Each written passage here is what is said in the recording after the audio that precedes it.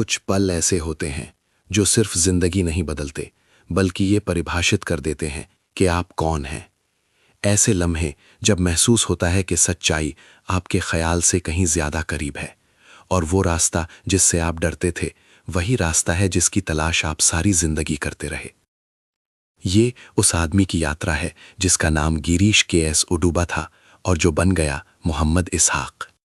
एक सफर जो मंदिरों के भीतर शुरू हुआ और अंदर के नूर पर खत्म हुआ। मैं एक ब्राह्मण बच्चा था, उडुपी शहर के पुजारियों के वर्ग से, वो शहर जो अपने मंदिरों से सांस लेता है। मेरे गुरु ने मुझे हमारी पवित्र किताबें बचपन में ही सिखा दी, लेकिन मेरे भीतर कुछ था जो स्थिर नहीं था। जितना पढ़ता उतने विरोधाभास दिखते, जितना पूछता उतनी ही खामोशी मिलती, और वो खामोशी गलत जवाबों से भी ज्यादा दर्द देती थी। और हर बेजवाब सवाल के साथ मेरे भीतर एक आवाज फुसफुसाती थी, क्या ये हो सकता है कि सच्चाई कहीं और हो? मेरे सवालों की बहुलता की वजह से धर्मगुरुओं और मेरे माता पिता ने सलाह दी कि मुझे आश्रम भेज दिया जाए ताकि मैं हिंदू पुजारी बनूं। मैंने सोचा था कि वहां जाने से मेरा मन शांत होगा, लेकिन ऐसा ना हुआ। आश्रम में सवाल बढ़ गए और खामोशी दोगुनी हो गई। मैं लाइब्रेरी में भागा, दर्जनों ग्रंथ, कथाएं, मिथक, संकेत सब पढ़ डाला, कुछ नहीं मिला। आश्रम छोड़ दिया और फिर खोज शुरू की। जैन धर्म, बौद्ध धर्म, दोनों अहिंसा का नारा लगाते थे, लेकिन दूसरी तरफ मूर्ति पूजा और गहरी होती गई। फिर पुराने मजहब पढ़े, रोमन, यूनानी, मिस्री, यहां तक कि यहूदी धर्म तक पहुंचा, जहां मुझे यहूदियों और ब्राह्मणों में कोई असली फर्क नजर नहीं आया। सफर लंबा था, लेकिन सच्चाई अब भी सामने नहीं आई थी। एक बिल्कुल आम दिन मैं बस से काम पर जा रहा था। अचानक सड़क किनारे एक बड़ा सफेद बोर्ड दिखा, कुरान करीम की एक मुफ्त प्रति पाने के लिए इस नंबर पर कॉल करें।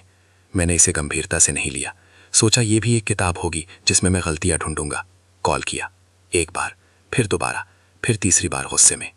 तीसरी बार कुरान पहुंचा, अल्हम्दुलिल्लाह। मैंने पढ़ना एक ही नीयत से शुरू किया, मजाक उड़ाने के लिए और ये साबित करने के लिए कि मुसलमान गलत हैं। लेकिन हुआ उल्टा, कुरान मेरे पुराने सवालों के जवाब देने लगा, एक एक कर। मैं क्यों पैदा हुआ? जिंदगी का मकसद क्या है? मैं ये खालीपन क्यों महसूस करता हूं? मैं रोज 4 पेज पढ़ने का इरादा रखता था, लेकिन आधा पेज भी मुश्किल से पढ़ पाता था।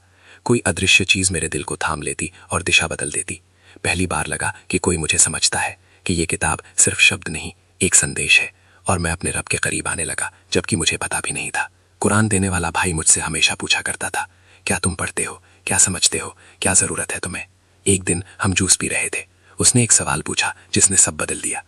अगर मैं अभी ये जूस पीने से पहले मर जाऊं तो शायद जन्नत में जाऊं क्योंकि मैं मुसलमान हूं, तो तुम, अगर तुम अपने जूस के खत्म होने से पहले मर गए तो?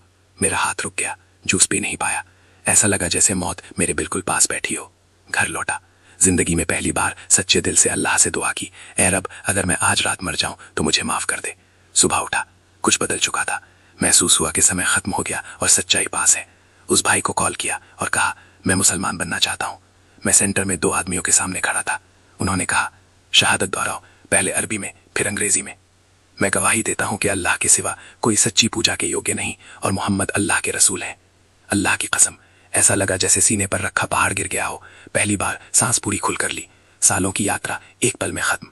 सच्चाई का बल, ईमान का बल, मोहम्मद इसहाक। इस्लाम मेरे लिए नया धर्म नहीं था, बल्कि जवाब था।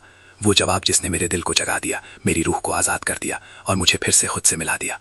अल्लाह की शुद्ध तौहीद, जिंदगी का साफ रास्ता और एक नबी जिसने इंसानियत की सबसे सुंदर मिसाल पेश की। जब तुम सब रास्तों से थक जाते हो, तब समझ आता है कि इस्लाम ना कोई विचार है, ना सिर्फ रस्में, ये खुद जिंदगी है। ये कोई समक नहीं, ना किसी पर दबाव। ये एक नर्म पुकार है उनके लिए जो अर्थ की तलाश में है। अगर तुम तलाश में हो, अगर तुमने भी कभी वो खालीपन महसूस किया है, तो बस अपना दिल सच्चाई के लिए खोल दो। पढ़ो, सोचो, सवाल करो, क्योंकि सच्चाई के बिना जिंदगी पूरी तरह बर्बाद हो जाती है। और इस्लाम सिर्फ एक धर्म नहीं, ये दिल के सुकून और अल्लाह की ओर जाने का रास्ता है। सारी तारीफें अल्लाह के लिए हैं जिसने मोहम्मद इसहाक को नई जिंदगी दी, साफ पन्ना दिया और जन्नत का मौका।